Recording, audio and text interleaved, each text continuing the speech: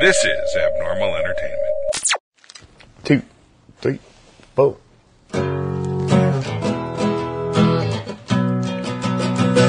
Walked into the tunnel just to find the light.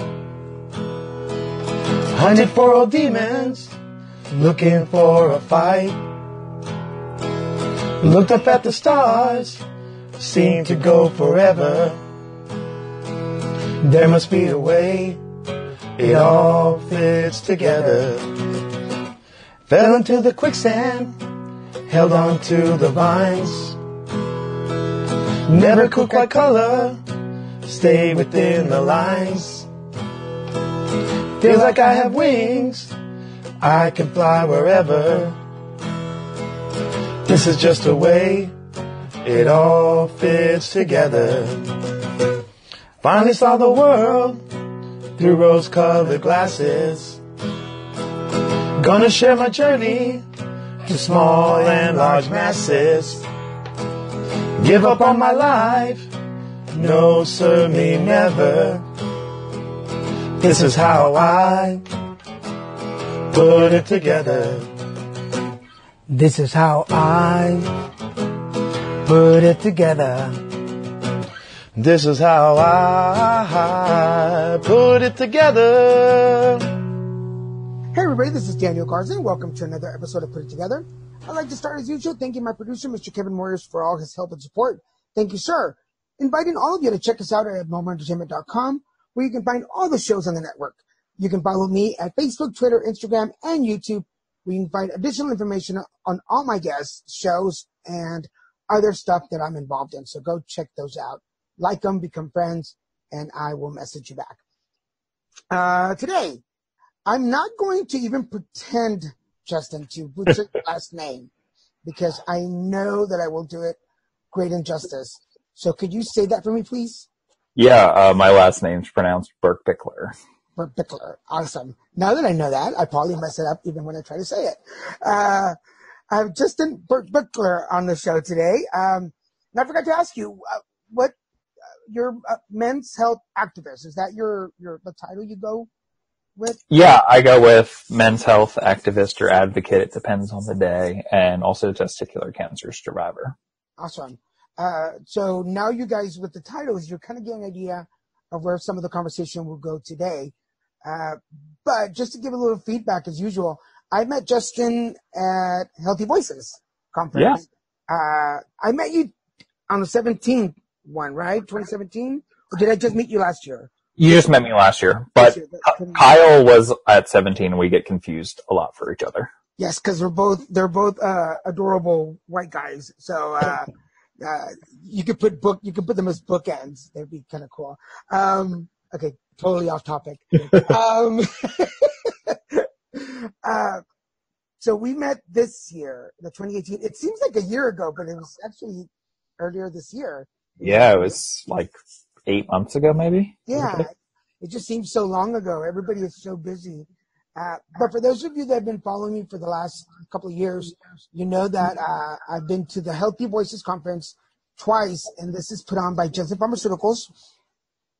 You've probably seen the Positively Fearless videos that I posted.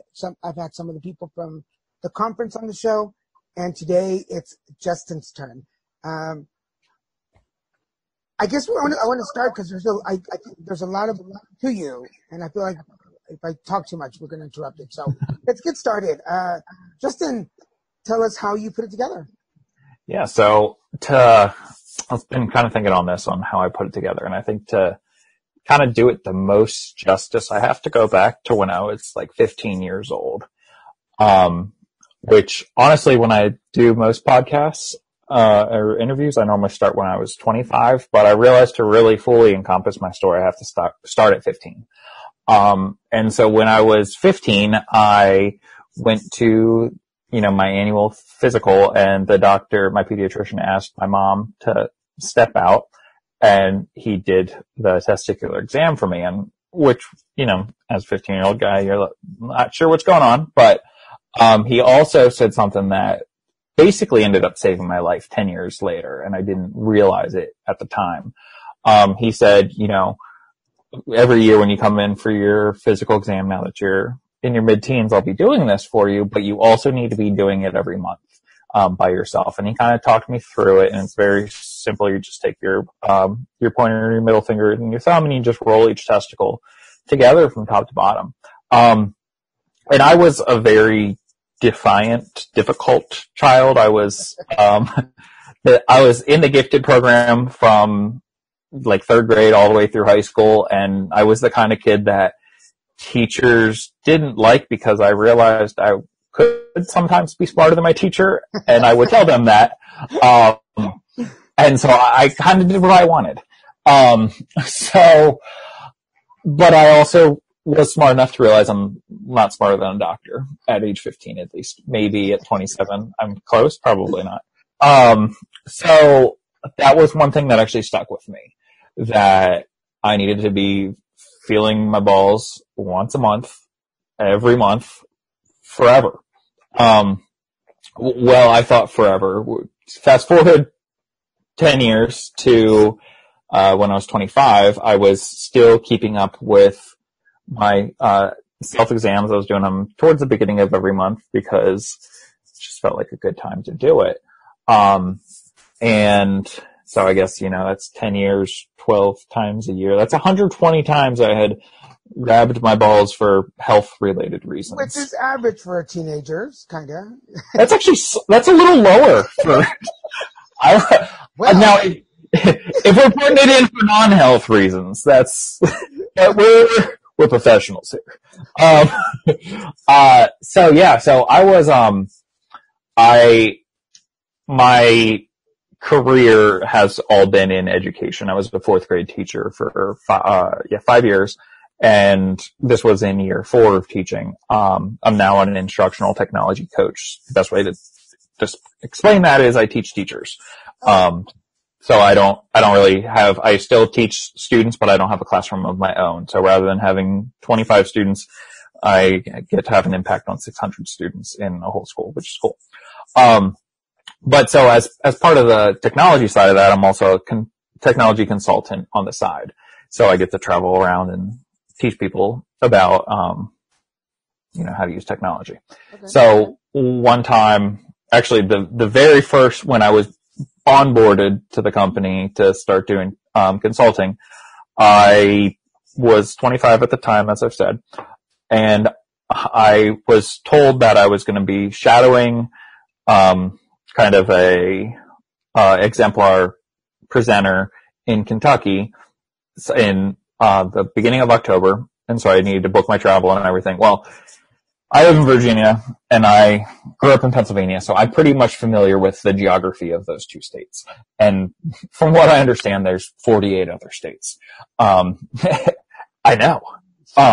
Nobody really uses them anyway. Yeah, so I, in my mind, there's 3 states. There's Pennsylvania, there's Virginia, and there's Nopava. And that's any state that's not Pennsylvania or Virginia.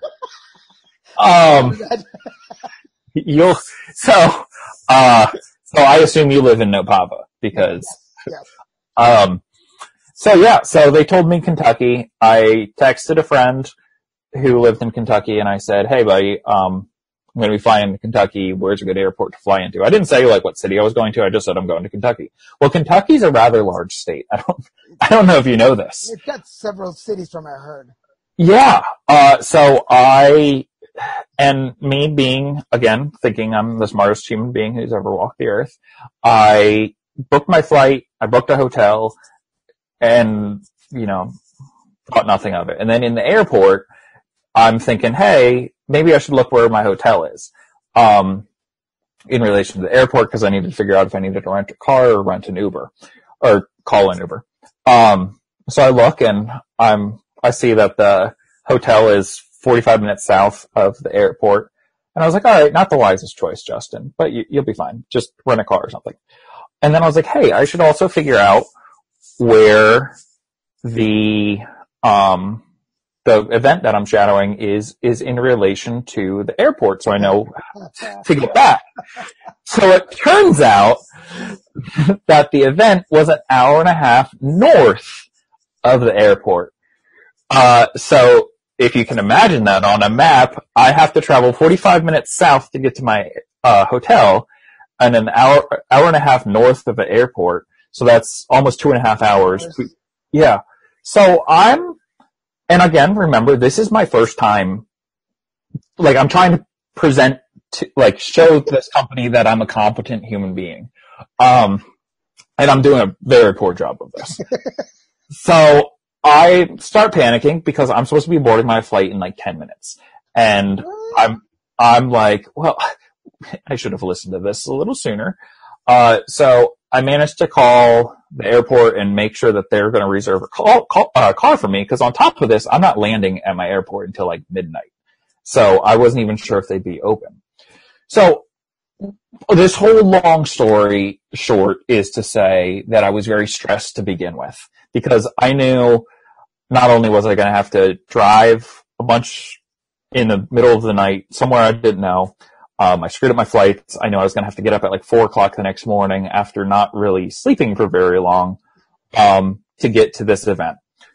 So, long story short, I get there eventually. I finally get to my hotel room around like 2 a.m, because the flight was delayed, of course. And so, I get up at literally 4 to shower and make myself look presentable to drive 2.5 hours north. And while I'm in the shower, I'm like, hey, Justin, you're clearly in a good frame of mind. Why not do your self-exam now? felt like a good idea. So I did my self-exam, and I was like, hey, self. Number one, stop talking to yourself out loud. This is weird. But also, there's a lump there, and it wasn't there last month. And so I was like, cool, well, I got bigger problems to worry about. So I drive the 2.5 hours, and I shadow the actual event itself went well. I'm still with the company, so hopefully they never listen to this, because we won't tag them anywhere. Please don't. And so I drive the hour and a half south to get on the airplane.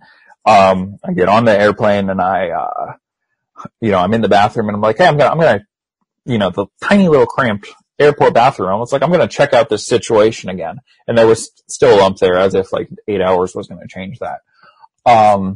So I got back to my house in Virginia.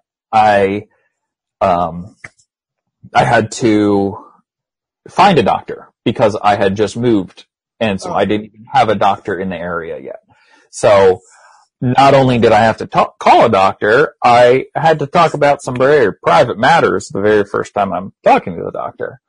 And kind of like the stereotypical guy, I didn't want to make a big deal of it at first. So I call the doctor, and I get the receptionist or whatever, and I'm like, hey, I need just a routine checkup, earliest convenience.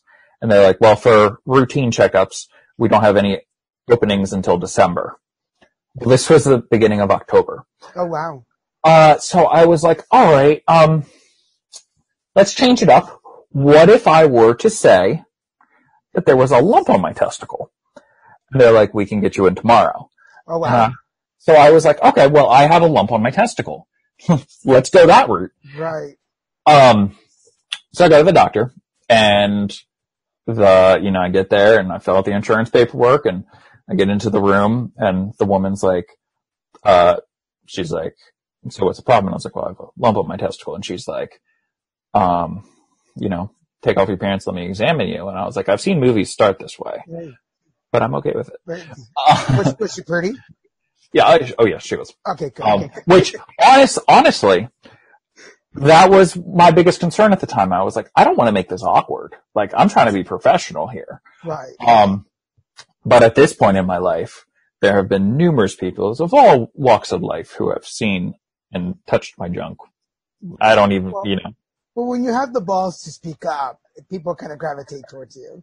Yeah, I mean, I appreciate that you got the first pun in, because now I see that the ball is rolling, and that's what show this is. Yes, that is. Please make like a running tally of how many. I forget. Well, I did one a couple weeks ago, and I think we got to like 20, and it was like a 15-minute conversation. It was insane. And we got a whole hour. So yeah, so the woman, fondles my balls, and she, in like a medical way, I should say. Right. And, she's like, yeah, there's a lump there. And I was like, I'm aware. Like, that's what, I'm not in the habit of going to random doctors and being like, hey, I need you to check this out. So there's nothing wrong. I know. I just want to share. So she's like, a little off the ends while you're down there. Yeah, just while you're down there, I did my copay. What else do I get?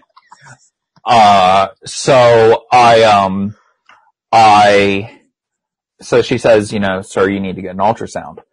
And I was like, well, I'm not pregnant. I can tell you that much. Well, apparently ultrasound is more than just pregnancies. Who knew? Let me ask you about this before you continue. Were you concerned? Was there a moment because this is like really quickly going? Yeah. Did you have time to be concerned? So not really, to be perfectly honest. When I felt the lump, like in between feeling the lump and finally getting a doctor's appointment, which again was like a span of a week maybe, I was Googling because, Dr. Google's amazing. Right. I was looking up symptom, like lump on testicle, what could it be? And it's obviously the first thing that comes up is testicular cancer, and plot twist, that's what it ended up being. But I was seeing like all these other symptoms. It's like, if you have lower back pain, this is a huge problem because that's advanced stages. And so I'm like, oh my God, my lower back, it hurts. And then I was like, oh, I was also chopping wood. Like, right. So I was a little worried, but I was like, okay, yeah, I have cancer. Okay. But I wasn't like, it didn't really hit me until a little further on in the story. So you go to the MRI, the ultrasound. Ultrasound, which getting an ultrasound of your testicles is just as awkward as it sounds. And so they're like, hey, lay down on that bed, put a sheet over, we've got this bottle of jelly. And I was like, I've seen this movie too. Wait a minute. I was like, was there a pizza delivery at that point? Yeah, and a plumber came, and he's like, I'm here to snake the pipes. It happened when I had anal cancer. That's the yeah. Probably guys. Yeah, probably. We know you're out there. So yeah, the lump was on my left testicle. So she's doing her thing on the right. She's like looking at it, or like the ultrasound machine, and she turns on like the microphone that like lets you listen to the blood flow of all the stuff going on down there. And it sounded honestly like the ocean. I know that like you probably don't think testicles and think oceans, but that's what your testicles, a healthy testicle, sounds like. So when you, like, next time you're at the beach, you're gonna be thinking balls. Like, yes. Go ahead. So another way to think of this, when you're listening to a seashell, that's not the ocean. You're hearing balls. So there's the secret, folks. If you put balls to your ears, it sounds like the ocean. Try it. Yeah, try it. Send me an email. Let me know how that turned out. Oh God, no. I draw the line at video. Send them to Daniel, and he will record them for me. Oh my God. So yeah. So left ball, ocean. She does it on the other one, and has like this look of concern on her face, and she's taking a lot more time on the left. And then she's like, okay, now I'm going to turn on the microphone. So she turns on the microphone, and I swear it sounded like a pack of angry wolves was in the room. Like, it was literally night and day difference from a calm ocean to, oh my God, I have 30 seconds to live because these wolves are going to tear me apart. So she finishes up. She looks at me, and she's like, I need to go talk to the radiologist. So I was like, yeah, you probably should. You go. You do your thing. So she comes back, and she's like, well, you should probably call your doctor. And I was like, well, I'll do just that. So I forgot to mention a very important part of this story going to the ultrasound. I didn't like take a sick day to get this ultrasound done. I just left in the middle of school, like when my kids were at gym class, to go drive, get my balls wanded, and come back. So I had to wait till my lunch break to make this call. Well, I never even had a chance to make the call, because the doctor calls me and she's like, hey, so there was a concerning mass, and we need to refer you to a urologist. And so I was like, okay, cool. Like, when? And she's like, tomorrow. And I was like, yeah. So I remember the dates really well, and I don't know why. So it was October 8th was when I felt the lump. This is now October 25th. So 17 days. I go meet the urologist on the 26th, and he's like, hey, I'm your urologist. Let me feel your balls. And I was like, I've seen this movie. Guys, you gotta come up. I was like, you're not even trying at this point. You should take them on the road. That's what I say. Yeah. I'm like, normally I charge a little extra for this kind of, but I paid my copay, so I'm going to get what I'm here for. So yeah, he does the exam. He looks at the ultrasound report, and he's like, yeah, you have cancer. Not necessarily exactly like that. But he was direct to the point about it. He's like, it always sounds that way. Everybody I talk to, no matter how they word it, it translates to your ear to, you have cancer. That's yeah. So I was like, oh, okay. That sucks. What do we do from here? Do we have to do like a biopsy? Cause I know normally when like you have cancer, you get a biopsy and to figure it out. And they're like, and the doctor was like, no, we have to remove your testicle. And at this point, this is when I come back to Justin as the smartest person in the room mode. And I'm like, sir, I heard you say remove the testicle. What you meant to say was you need to remove a mass. And he's like, no, we got to take the whole thing. And I was like, you shut your face. I want a second opinion. And he's like, I can literally go get my colleague, but he's going to tell you the same thing. And I was like, oh, okay. And I was like, you have 30 seconds to sell me on why you're taking my ball from me.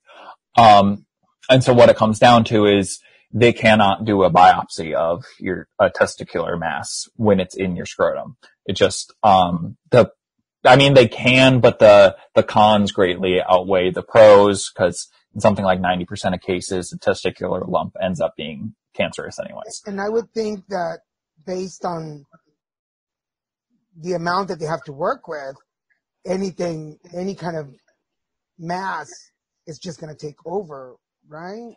Yeah. So, I'll come back to that point. Don't you forget. But yeah, so there's a whole lot of reasons, that being one of them. If it is cancerous, that can actually promote the spread of the cells. And it also, like, I guess your sense of balance is somewhat related to how your, like nerves and stuff are set up down there. So I was like, all right, you made a pretty good point, and you got all these things on the wall that say you're a doctor. I guess I'll take your word for it. And I was like, so when are we going to do surgery? And he's like, tomorrow. Sorry. And I was like, could y'all stop saying tomorrow? And he's like, all right, fine, Friday. And I was like, all right. So at this point, I say, fine, I got to go in for surgery. This is the point when I was upset. I was not upset about having cancer as much as the fact that I was losing a testicle. I literally have, from diagnosis to the end of treatment, I cried twice during my entire cancer treatment. This was one of them. When I got home, and really it hit home, like, oh God, I'm going to be one less ball at this point. So let me ask you some of the more, because this is one of the reasons that I wanted to talk to you. We, as men,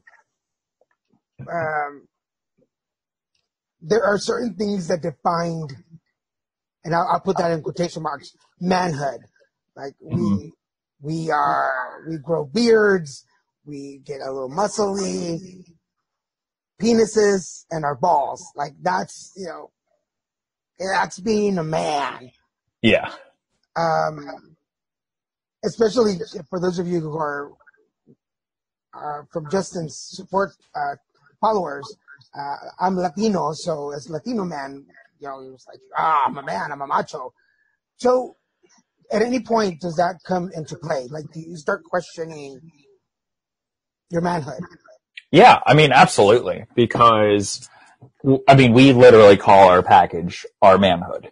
And to be told, there's not a whole lot going on down there. There's a penis and there's 2 balls. So you take one of those things away, you're down a third right off the bat. So that was really hard for me because, you know, growing up, I was not the most muscular person. I was overweight for the first, like 12 years of my life. And then I got like to like average weight. And then I got really, really, really stick skinny, just cause I was a cross country runner. And then it wasn't until like college until I started filling out a little bit. So there's all that kind of emotional baggage of being like, okay, well, you struggled with, you know, looking masculine for the first, you know, 18 odd years of your life. Right. And, you know, you had a pretty good run in college. And once you decided to grow out facial hair, I know right now I have like very little facial hair because I shaved it off at the beginning of this month. But when I have no facial hair, I look like I'm about 12. Yeah. So that's why I generally have a beard other than right now. So yeah, that was really hard for me. But what I like, while that was really, really hard, kind of coming to terms with that, and I didn't come to terms with it immediately, what I realized would have been even more crazy or even more nuts, as I would like to say, was letting that testicle stay in and eventually kill me. Right. So were you, because you haven't talked about this, but were you single at the time? Were you dating? What was your status? I was engaged. We're married now. But we had gotten engaged about 8 months prior. And we were in the midst of planning the wedding. Like I had said, we had just moved to, the area. And so we had just bought a home. We just got a puppy. So there was a lot of change, positive change going on. And I think that is I think, you know, other testicular cancer survivors that I know, it's an entirely different ballgame, pun fully intended there. You know, dating with, you know, 1 testicle versus the recommended, although I'm not sold that 2 is better than 1 anymore. After living this life for 2 years, this is much better. I'm going to be honest with you. Is your balance better? No, just kidding. Totally. I am so much more aerodynamic. You're centered now. I am. It takes a self-exam takes me half as long now. That's a good thing. Yeah. So in the morning after showering. Yeah. I mean, underwear fits a lot better. Because when I was diagnosed with anal cancer, as a gay man, Mm-hmm. I was 2 years into my relationship, and I questioned staying together. I questioned sex.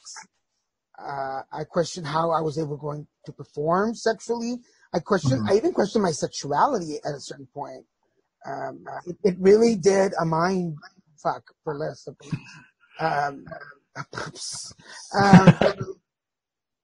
do any of those thoughts or something similar go through your head?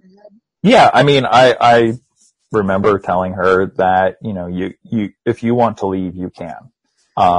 Because, you know, I don't know if that was necessarily tied to the masculinity side of things, but that was just like, hey, this is going to be a really crappy situation, for the next couple months. Yeah. And then, you know, it did come down to, you know, thinking about, at 25, I was not thinking if I wanted to have kids or not. But you can still have father children when you have one testicle, but that's a very weighty decision. Like, we weren't even married at the time, but we had to take measures to, preserve, for lack of a better term, if we wanted. And that's not a conversation I was ready to having. Yeah. Because I know personally, I went through radiation and chemo with anal cancer, and radiation costs a lot of damage, and because of the area, it definitely influences erections and stamina, and 3 years in, I'm finally getting my manhood back. Was those conversations that you had with your doctor, did those come up, or did you bring them up?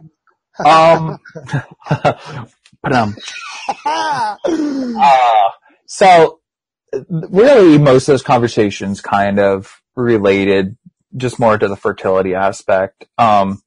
With my treatment, there wasn't necessarily things they said there's no physical side effects that would, now there are, if I had a more advanced stage, I ended up having stage 2 cancer. If I had a more severe form of stage 2 or so on and so forth, there is one surgery that can have some, not necessarily on the ability to, have an erection, but with ejaculation, it kind of can, if they hit some of the lymph nodes that they remove are right on the same border as one of the nerves that controls ejaculation. So it can, I don't remember what it's called, but it kind of screws with that a little bit. But I was fortunate enough that I didn't have to have that, but I do know that people who have gone through that surgery, that's a whole nother thing that they have to think of.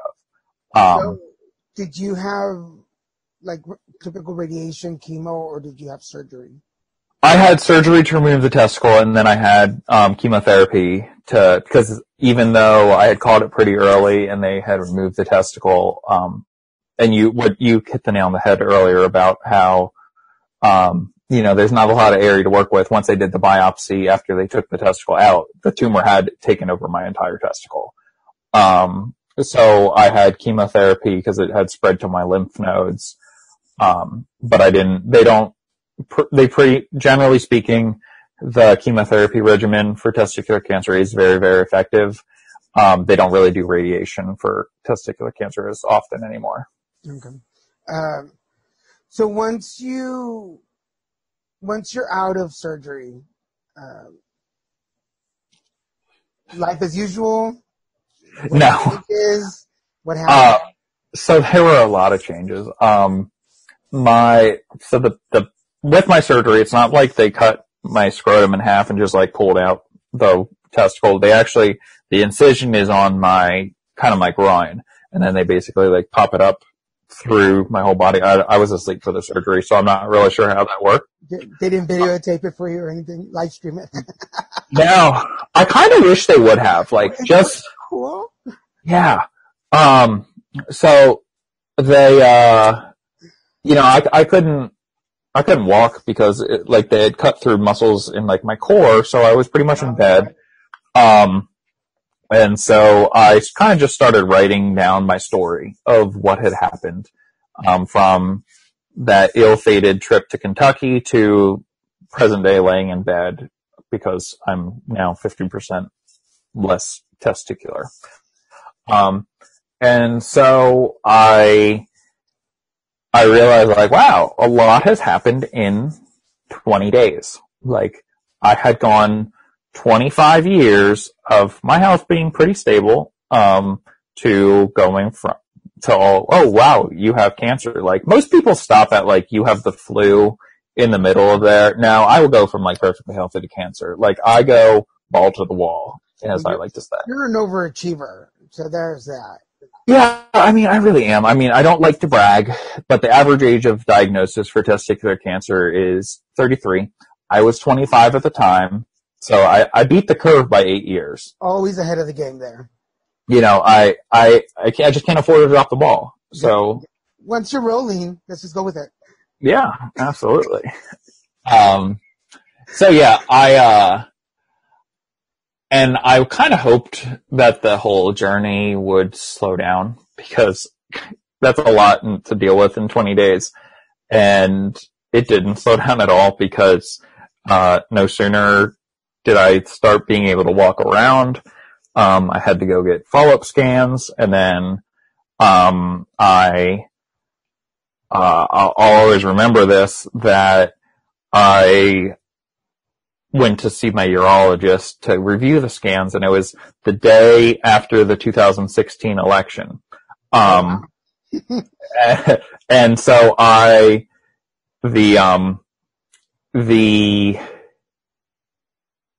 sitting there and, we got the news of the election results, and everybody was like, oh my God, this is the end of the world. This is like the worst news I've ever heard.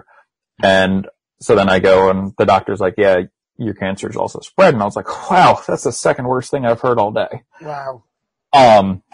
And so then that's when he's like, hey, and yeah, you're going to be starting on chemo soon. I'm going to refer you to a urologist. I was like, when? Expecting him to be like tomorrow. And he's like, well, we'll give him a call and we'll see. And I was like, come on, you've been tomorrow on every other question I've ever asked. Why break the trend? So, because this is really recent then. So when were you diagnosed originally? 2016. So about almost actually tomorrow will be exactly 2 years since, they told me that it spread. Wow. Okay. So for everybody, listening and or watching, we are recording this on November 7th. So November 8th is your diagnosis anniversary. Yeah. Yeah. That's when like my staging. Mine's Cinco de Mayo. That's a little less fun of a way to. Yeah. So on Mexican Nacho Day, is when I was diagnosed, and I ended my treatment on 4th of July. Oh wow. You're just like super patriotic in multiple nationalities. So Mexican American. Tex-Mex, it's ridiculous. And it's really cool because they throw a parade for me on 4th of July. With the fireworks. And we have a theme. Every year we dress in red, white, and blue. I don't know why, but it's awesome. That's amazing. Yeah. So get on the ball and have a holiday for your... Yeah, I got nothing. I think I'm jealous now. You're associated, your balls are associated with Trump now. I know. I mean, there's a lot we can do with that, but that's orange every year or something. A little fucking homo. Yeah, there's so many jokes we could literally make an entire episode. We'll have to do a follow up to this and just make it a stupid conversation, just as stupid as we can. I like it. That's my favorite kind of conversation. So, between diagnosis, surgery, you have a cancer again. Where does that go? So that was November 8th. I met with the oncologist a couple of days later. It wasn't tomorrow like I had come to expect, but it was like 2 days later, I think. I think it was November 10th or 11th.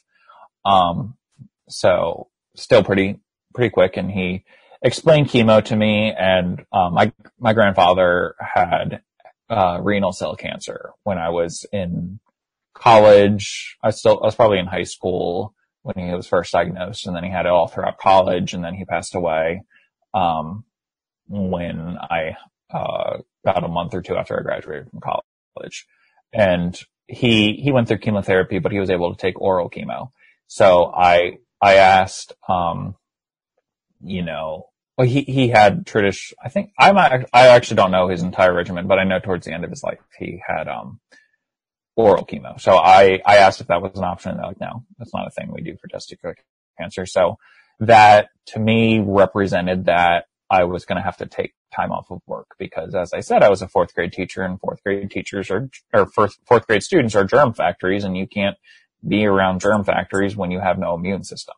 Yeah. So it was November, let's say 10th, when I had met with the doctor, and we were planning on starting right after Thanksgiving. So that gave me about 2 or 3 weeks to find a long-term substitute, try to plan out 4 months of missing the school year, get all these random medical tests done. Just, that's a lot of time to get, or that's not a lot of time to get a lot in order. So I managed to get it all done. It was like every day I either was trying to get something squared away from my classroom.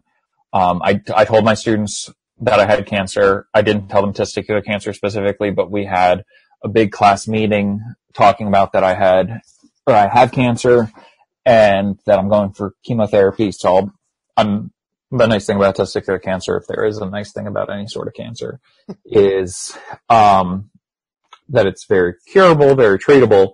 So, there wasn't necessarily a doubt in my mind at the time that I was, that the worst outcome was going to come true. So I get all this done. I'm fortunate enough to have Thanksgiving with my family came down from Pennsylvania because they still live in Pennsylvania. And then the November 28th is when I started chemo. So literally a month from surgery, I started chemo. So a lot had to get accomplished in a month. And so for those of you keeping track of time, that's only a month or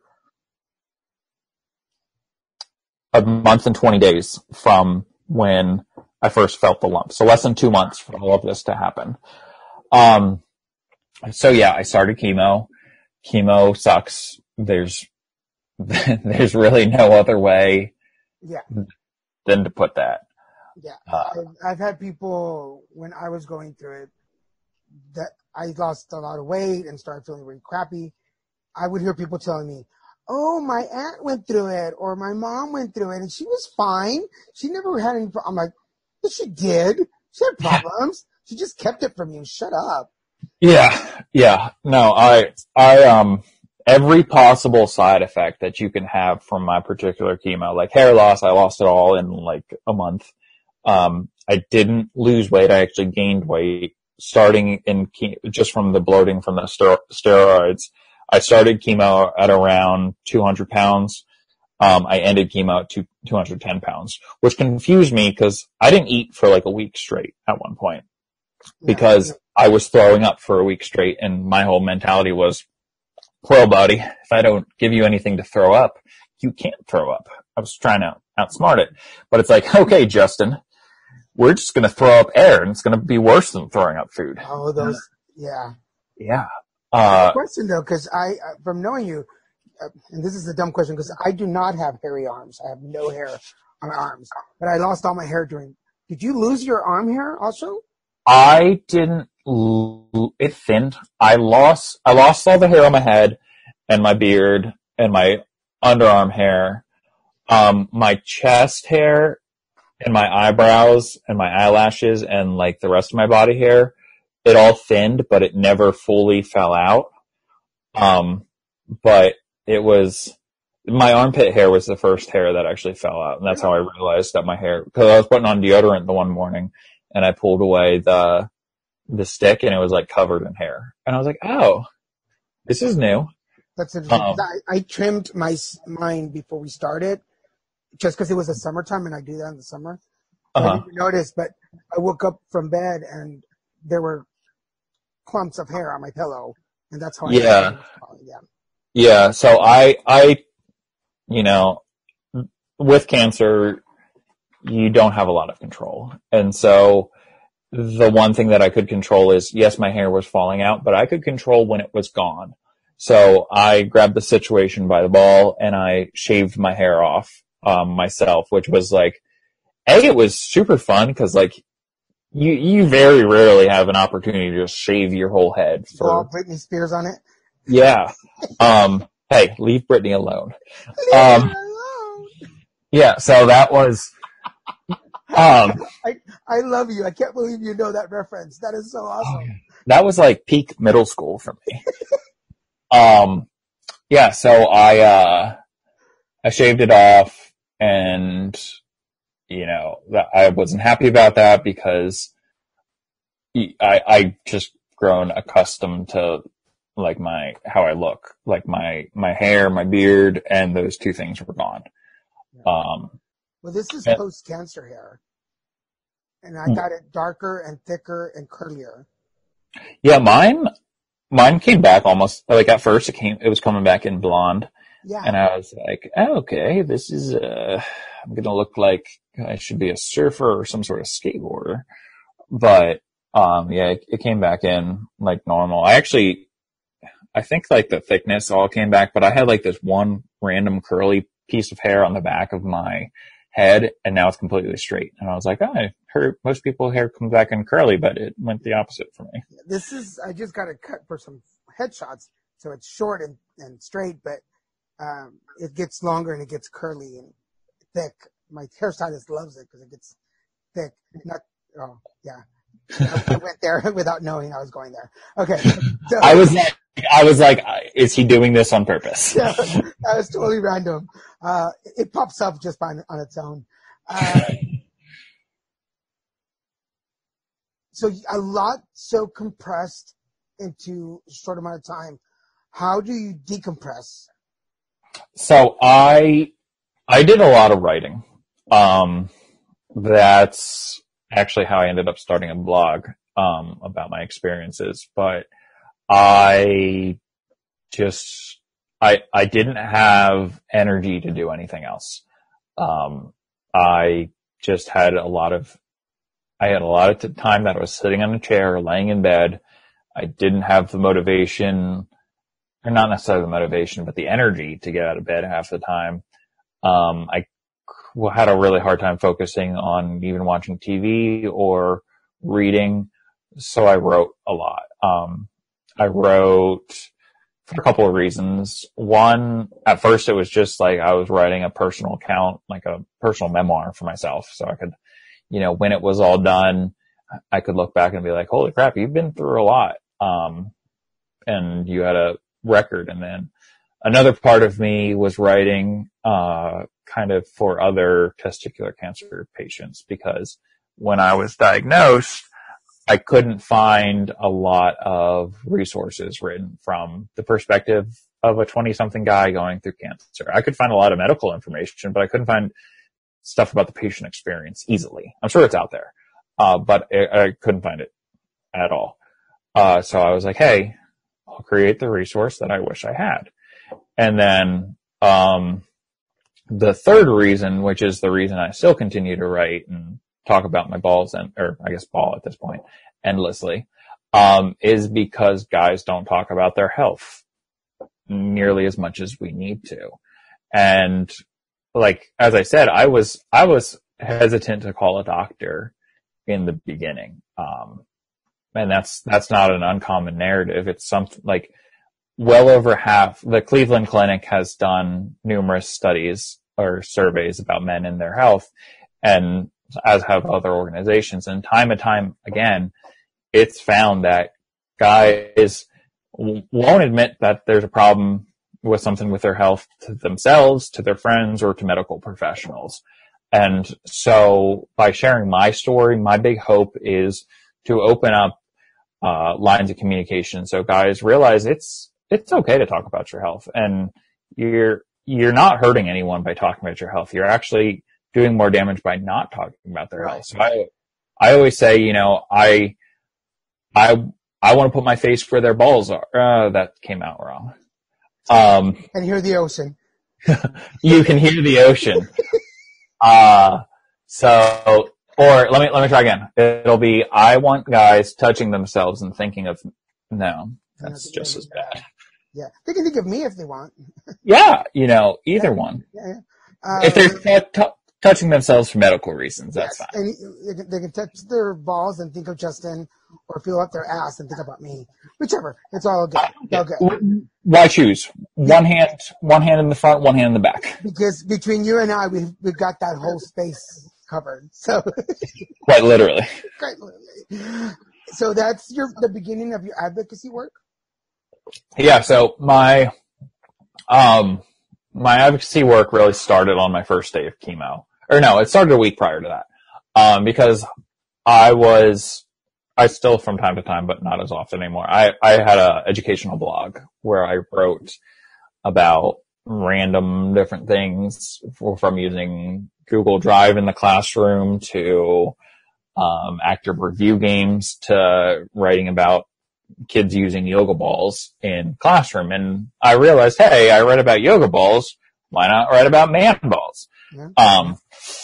That's all. I think I've actually probably said that somewhere in a post somewhere. So I framed sharing my story through the story of how I told my students I had cancer. So I put that post on my blog and shared it out, and it ended with, hey, here's a new blog I'm starting about men's health. I would love for you to join me on this journey. So my first official post on that website was, on my first day of chemo, I was sharing, I literally, like, I'm sure the nurses thought I was the most annoying person in the world, because I was like, hey, what's that medicine? What are you putting in here? I was like, I want to take this up right now. I don't know why I did that voice, because that's not what I sound like. That's what your writing sounds like. Yeah, that's what 25-year-old, 27-year-old Justin is, much more suave and deeper voice. And I think that's how a lot of us do it, because I started, the day I was diagnosed, I started a video blog. And then through 31 days of treatment, I did a video blog. And there's times where I'm just blubbering, crying, frustrated.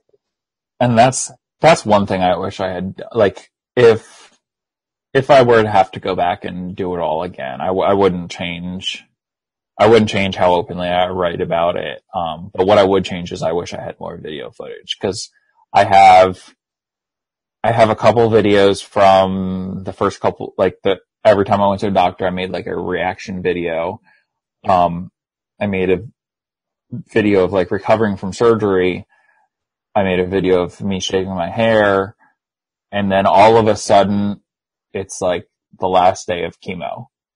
And I was like, wow, you missed a lot of steps in between there, buddy. So that's awesome. I mean, it's not awesome that you had the experience to make the video, but I like that. Well, in the long of it, the people that I've met through the journey of advocacy is so worth it. Oh yeah. It fills you up after a while. Like, wow, like, had I not had cancer, or had I not been HIV positive, in my case, I would never be in this situation, and I would never have done this. So, give and take a little bit. Yeah. Okay, so we're running out of time, but before we go, I like my guests to share some words of wisdom with my audience. So, Birckbichler. Yes, very good. Yep.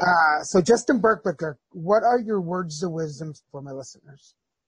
So my biggest word of wisdom for your listeners is that men need to prioritize their health and talk about it openly.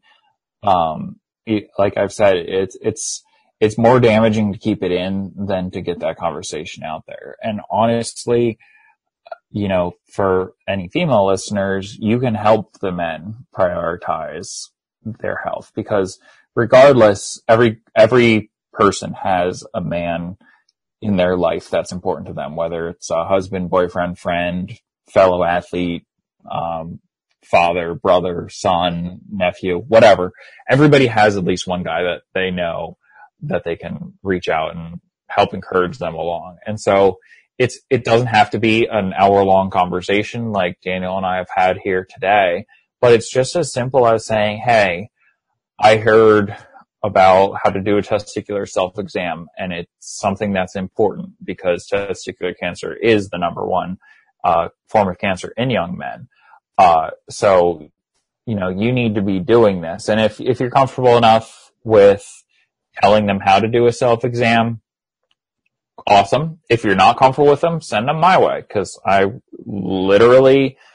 email signature literally has a infographic of how to do a self-exam. And so every time I send somebody an email, they see a lot of balls. Yes. And I will never turn that off. So needless to say, I kept sending Justin a lot of emails. Yeah, it was fun. It was excessive. He was like, "So what are you having for dinner tonight?" And I was like, "That has nothing to do with recording this." I didn't get the last email. Could you reply what you said, please? Yeah, we had some problems with getting this recording set up, and now I understand why. Yes.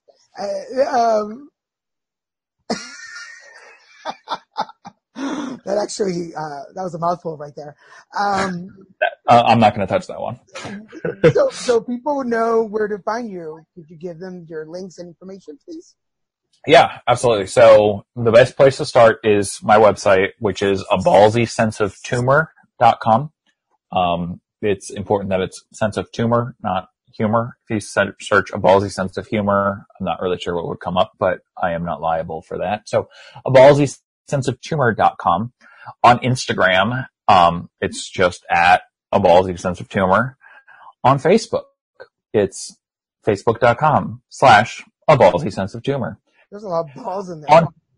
There's a lot of balls in there. On Twitter, it's absottTC, because a ballsy sense of tumor was 3 characters too long for Twitter, and I was upset about that. And then also, just honestly, if you want to reach out directly, justin@aballsysenseoftumor.com is my email, and I'm more than happy to email you any infographics of balls. I was going to say, or anything that doesn't have to be infographics of balls, but yes, self-test videos. Yeah, whatever. I mean, if you want to send me money, I'm not going to give you my social security number because some Nigerian prince already asked for it, and I'm still waiting on the... He's mine, by the way, so yeah. Oh, is he? Okay, well, that makes sense why he's been... He wanted a virgin, and I told him I'm almost there. Yeah, you're like halfway. How are you doing now? I'm doing well. I'm in remission now. I will have another set of scans coming up here in December, and hopefully those remain clear, and then I just can continue talking about balls excessively. Well, Justin Birckbichler, I like your last name. Thank you so much for being on the show. I really appreciate you taking the time and sharing your story. I know that there's more, but I've asked a lot of my advocacy friends that later on after this airs, we'll do some live Facebook chats where people can actually ask some questions. So I'll be bugging you for that in a while. But thank you for sharing your story. I know there's so much more to it, and that's why I want you back. We've only scraped one ball. That's good. I mean, my doctor scraped the other ball, so. Yeah, so we only got so much to play with. For everybody else watching, I want to thank you for joining us today. Again, all of the information for Justin will be on our Facebook page, as well as at the bottom of the YouTube video. So make sure you scroll down and check out all the information, all the links, wherever you can find them. I want to thank again my producer, Mr. Kevin Warriors, for all his help and support. Thank you, sir. Go check us out at abnormalentertainment.com, where you can find all the shows on the network. Follow me on Facebook, Twitter, Instagram, and YouTube, where you can get connected. And if you want to be on the show, just send me an email at danielggarza@hotmail.com, and I will respond to you. For now, I want to thank Justin for being on the show.